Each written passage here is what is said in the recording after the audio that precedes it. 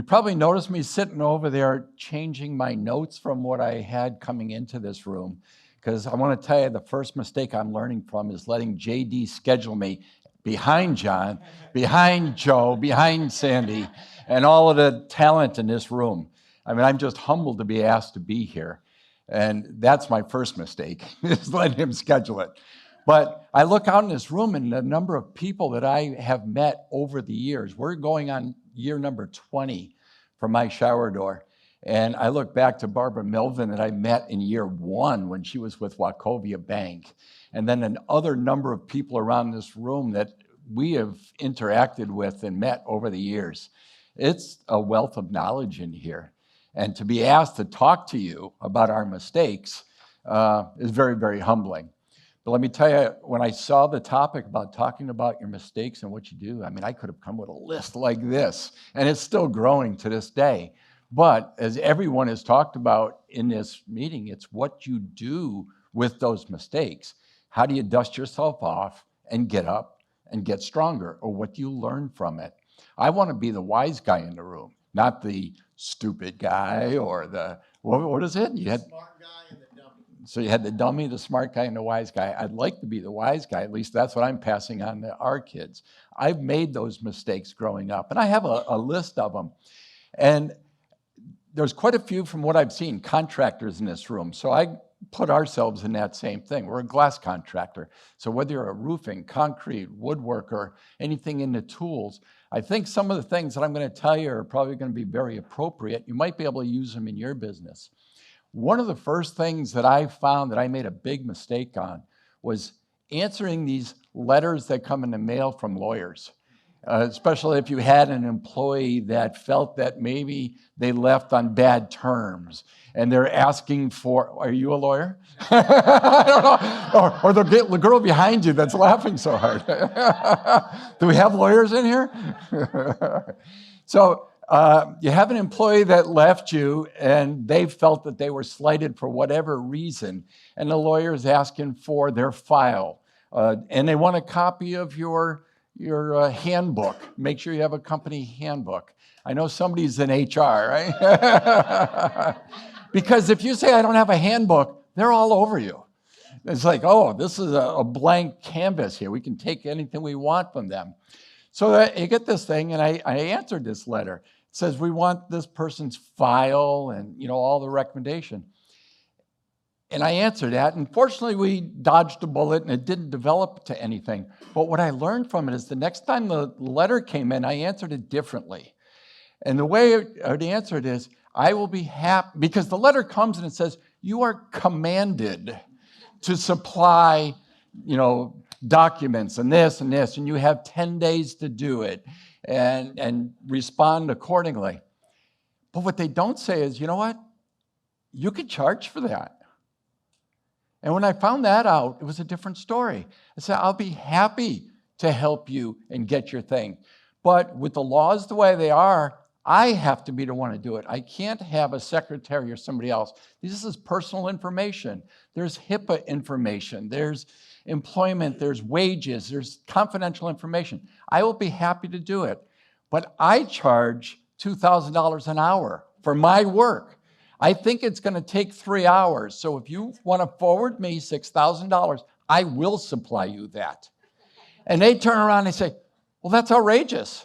And I says, why? Who questions what you charge your customer? If you can charge them that, I can too. And all of a sudden, they don't need it anymore. It's not all that important. And that's what I learned from it. You can't get bullied by these things. And I was young entrepreneur, and yeah, I was afraid. It's like, a lawyer, oh boy, I better answer this right away. Now I have a whole different tactic about it.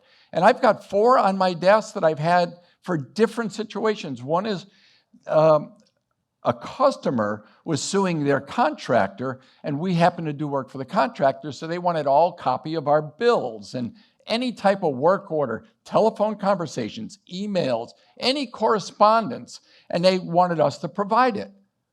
Letter goes back, I'd be happy to provide it.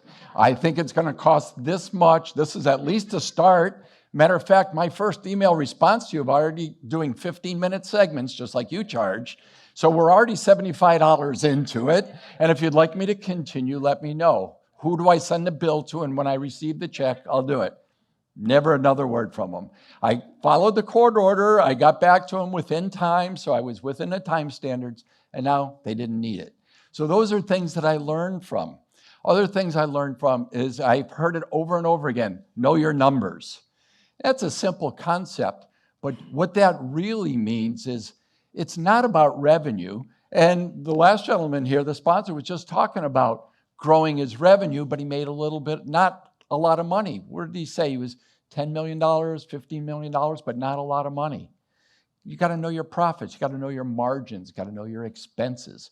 But you should know them intimately. If you go into a room like this and somebody says, what's your gross margin? You should come up with it like that. And if you don't know it, you don't need to take a big course to do it. Just hire somebody that can give you those numbers in a report. Hire a very good accountant or a CFO. We got to the point now that we have 185 employees, so I have a CFO and an accounting manager. But you have to know your numbers. You have to know your margin. You're working really hard. Are you making money at the end of the day? And if you are, what are you doing with that money? That's the other thing I've learned. When the tax bill comes around, hey, you made all this money, send this much to the government. I'm going, well, they didn't help me build my business. They didn't load the trucks in the morning. They didn't measure the houses. They didn't do anything, but I'm sending them money. How about if I take that money, reinvest it in my business, get the write-off, and basically the government's paying for me to grow my business. So that's the other thing. Continue to put money into your business, invest in yourself. And I know there's people that are financial advisors, but you have your own personal wealth to grow. Invest in yourself, in your family, not only educationally, but financially. Become the bank. Be your own banker. And you can charge yourself. If you have a corporation, you personally can take your personal money and finance things in your company, and you become the bank. So if you needed to buy that next van at $50,000, you personally can write the check to the company for the $50,000 and charge them whatever the market rate is, 3, 4, 5, 6% interest, and give yourself that loan. And that's legitimate. Now, the income of that interest goes to your personal income, but you can still become the bank and grow your wealth that way. Invest in your inventory. Now, one of the things I didn't have that school. I did not go to college to learn business. And I would have thought that was a mistake, but it really wasn't. It was a good thing. I learned so much hands-on and I lost some money, but I learned more than what I would have ever spent in college. And I got an extra 4-year head start on growing our business. College is not for everybody. There's many reasons why kids go to school. Sometimes it's just peer pressure. They feel they have to go to school. I didn't. But you learn a trade, you can start right away, and you can start making an income, and you can learn from other people in the trades.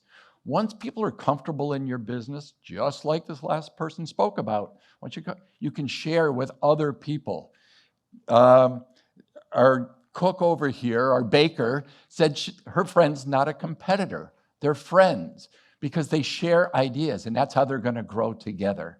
Now, when I came down here, my next mistake is I was very possessive of our business. I didn't share our numbers with anybody else in the company. It was just our family business. But I learned that as everybody in the company at least knows what your sales revenue is, they're all on the same team. And they'll grow together to get their goals up, and we just have to give them goals. And as ownership, we want to give them goals to strive for, because as owners, we want them to grow with us. And when they do well, we do well. I don't need to have the whole pot. I want other people in that company to have that same sense of pride and grow with the company. And that I learned a lot. That was probably the number one mistake we had, was keeping our finances to ourselves and closed. And they thought, oh my God, this family's making all this much money. Now when I start sharing that, and they understand the struggles of the rent, the advertising, the insurance, and everything else that goes into it, it's a whole different story. The liabilities that are out there, the legal letters that come in, and how you have to dodge those bullets constantly. I've got 53 vehicles on the road every single day between sales vehicles and installation vehicles. One accident, I could lose it all. We're dodging bullets all day long. Then you got your the product that you sell. You have to have liability insurance on that. Somebody gets drunk at a hotel and slams the shower door and gets cut. Oh, the lawyers are coming after the glass company. You didn't tell him he could get cut from broken glass. I didn't think that was a requirement. I didn't tell, the hotel didn't tell them they could stub their toe on the bed either, or the TV could go on fire, but lawyers do that. So you have to have liability insurance and everything else. But these things that we've been dodging bullets over the last few years are just absolutely crazy.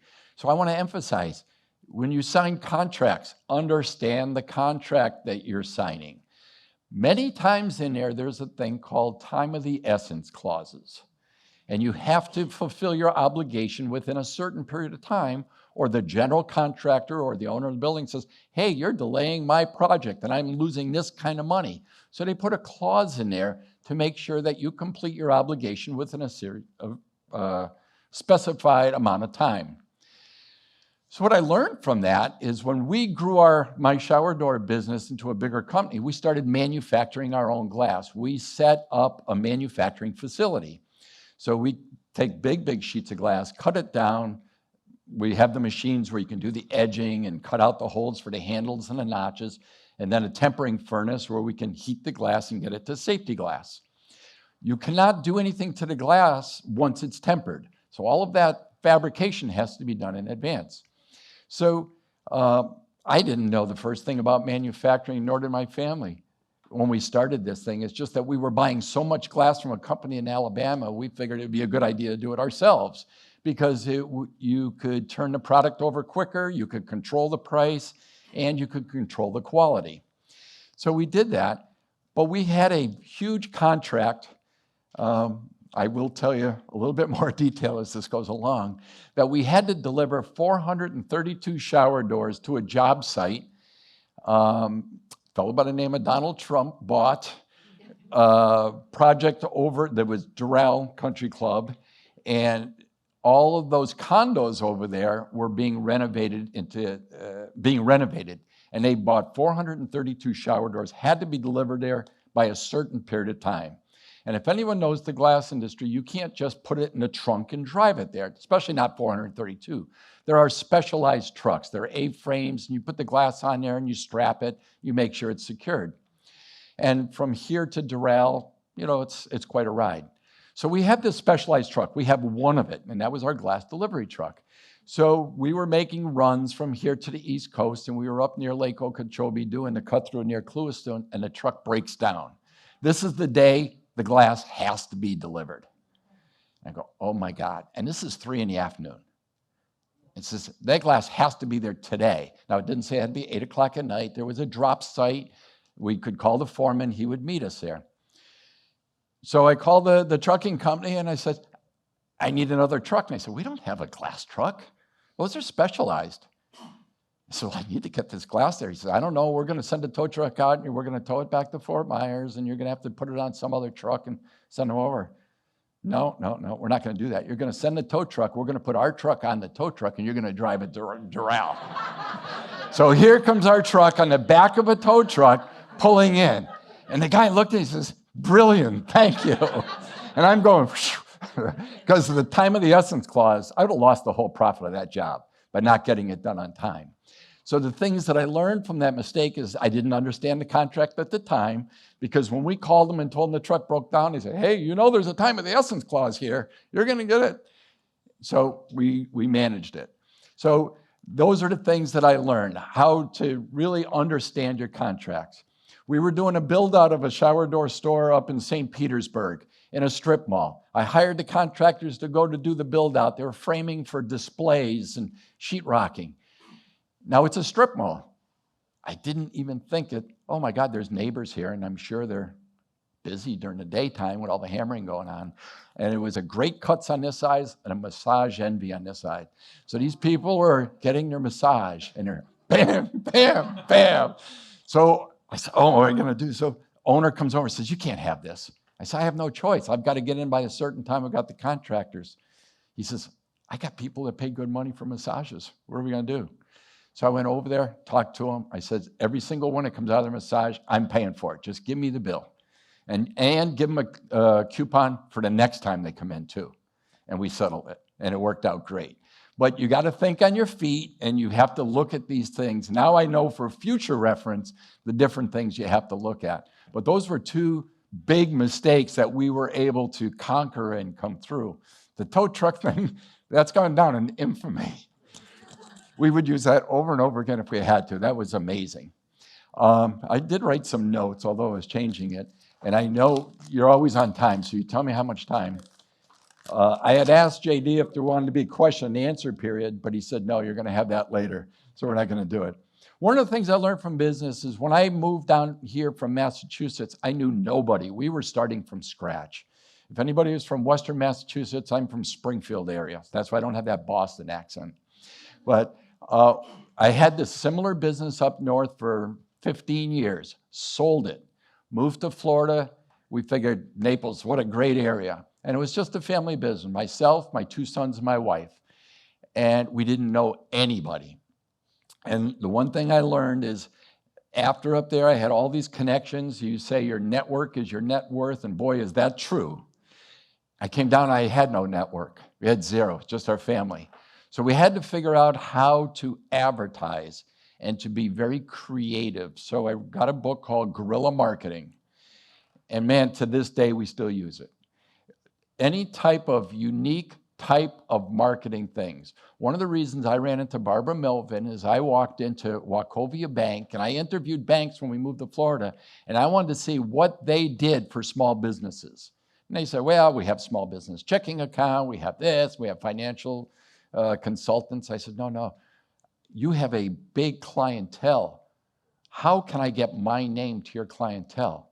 And they were the only bank that had the opportunity to set up a display in their lobby where you could put up like a home show booth. And they would allow you to have it there for a week. And you could even have an employee there. So as all their depositors came through, you could introduce your company to them. And I said, that's the kind of bank I want to do business with. And I started doing business with Wachovia, and fortunately I met Barbara at the time. But advertising and guerrilla marketing is number one. You could have the best product in the world, but if people don't know about you, it doesn't do any good. It's going to sit and collect dust, right? You need to sell it. Now there's a whole lot of things that follow, because once the sales are there, how do you continue to that same customer? How do you make them repeat customers? Like John, who's had the experience of dealing with my shower door and has bought over and over and over again. You would think, how does a guy make a living selling shower doors? How does that even happen? But when you start looking at the numbers that you can do, and like yourself as a contractor, you've probably bought 50 by now over the years. You start getting networked of builders, contractors, remodelers, but then homeowners. Many homeowners have 2 or 3 showers. And like Keith always says, if you shower every day, you're a potential customer. So you go into a networking, every single person here is a potential customer of my shower door. It's not like I have to say, no, I just need a builder or a remodeler. Anybody that owns a home, has a shower, is a potential customer. So then how do you grow? How do you scale? So if you watch Marcus Lemonis and the show The Prophet, you'll know he's a big proponent of the 3 Ps: process, people, and product. You have to have a product that everybody wants, or you can sell, right? Number 2, you have to have the right people in place to grow your business. So that I could step away and be here today, I have to have people running that business and continuing sales. But to make it all happen, you have to have a process. You have to have a process that's written and documented and followed and managed. You have to manage the people to make sure they're following the process. But that's how you scale. Once you get that process down, then you can open up the next location. So we opened up Naples in 2003 with just the original 3 family members. Keith stayed up north when I sold the business up there to help the new owners transition into ownership before he came down. So it was Donna, myself, and Doug. We started with 3, but we started our process. We had it written when we were up north because we were doing that business up north. As we came down, then we opened up Fort Myers in 2005, Sarasota 2007. And every 2 years we kept opening. So right now we have 10 locations throughout the state, plus a manufacturing plant and distribution facility. So we're selling our product across the country to other shower door companies that want our proprietary hardware. So I say proprietary because we developed our own hardware that I'm not competing against every other glass shop in the country. So we have a proprietary hardware. That's how you grow your business. And those are things that I learned that we had to do because I was buying product from the #1 hardware supplier in the world that sells to all glass companies. So I'm competing against ABC Glass, XYZ Glass, Nitwit Glass, out of the back of my trunk glass. I'm competing against all. And then, after I got into business, then Home Depot and Lowe's and all the big box stores started selling shower doors. And we're competing against those. So how do I differentiate myself from that competition? Give them a different product. Give them a different experience, right? You would want to do business with people that you feel good about. You have a good relationship. So you want guys in your home, you want to make sure that they had a background check. So we make sure that we do a complete background check, that we could bond every employee that goes in. Another fellow, Scott, he would do our pre-employment screening, the drug testing. Scott had a mobile drug testing company. That's where I knew Scott from. So we had every one of our employees pre-screened for that. And that was an insurance requirement as well, but it helped give credibility to us. And then we built the brand based on a great product with an incredible customer service and a very good price, especially when we started manufacturing it ourselves. That helped out tremendously. There is no other manufacturer of glass in Southwest Florida. We were the first ones to do it. And usually when you're the first one, you kind of get a head up before other guys get up to speed, or they look and say, oh my God, for all that kind of money I got to spend, I don't even think it's worth it. Why do I want to compete against them? So we were the first guys, and it was really good. Before then, people would have to buy glass from Tampa or Miami or the bigger cities. Bonita Springs was nothing, or even Naples at the time, there was really no manufacturing.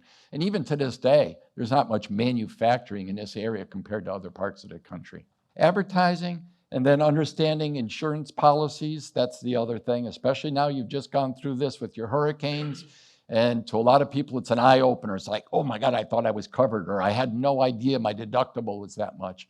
But the nuances of insurance policies are really important. Now, when I was starting off and there was only 3 or 4 of us, I didn't have time to do that. I was trying to make sales and go home and do the invoicing at night and do all the rest of the stuff. But you've really got to get somebody that understands that. And you can't always rely on your agent to tell you everything. And I found that out.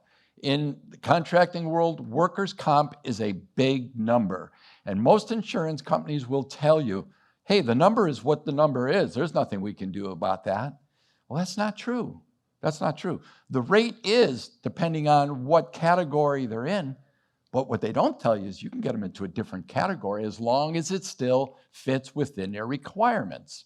And you need to look at that. And then you can work on the modification rate, which is trying to keep your claims down. That's the one thing that is a big deal. Now, I don't know how much you guys know about mod rates, but it's basically a multiplier for the insurance company. You start off with a 1, means you're paying 100% of whatever the premium that they tell you is. But if you don't have claims, you can start getting your mod rate down to a 0.8, 0.7, 0.6, which means you only pay 60% or 0.7, 70% of whatever their rate is. But God forbid you have a claim and they're paying it, you could be paying 1.3, 1.5, 1.8, almost double the workers' comp. So we really focused on getting that workers' comp down, getting people back to work so that they don't have lost time injuries. That was another mistake that I learned the hard way. But my gosh, we've worked at it now. We're at 0.63, which is probably as low as any contractor that I know. And we work really hard at that. So yeah, it's a good thing. And the last thing that I learned now with the social media network is use social media. It's free advertising. If you're not using it, you're going to be way behind the curve. Just recently, we did a number. We're up to over 3,000 five-star Google reviews. 3,000. That's an amazing number. But we've done over 100,000 shower door installations since we opened in Florida. So keep that interaction with your customers. Sandy said it earlier. Find out what your customers want. Ask them. They've already bought from you. They will give you everything. You could call them and say, why did you buy from us? You could have bought from anybody. You're going to get such valuable information. It may be a simple thing that I know that you only have American-made vehicles. I want to buy from you. I know that you're from Western Massachusetts. I want to buy. I know that you give to Make-A-Wish. I want to do business with you. Whatever that is, find out that hot spots and then advertise it and let people know what it is you do. So if you look at my shower door, you're going to see that we are a big proponent of giving back. JD with Biz Kidz, we're all about that. I'm on Dr. K's advisory board at FGCU on the School of Entrepreneurship. We also help out Golisano Children's Hospital every year.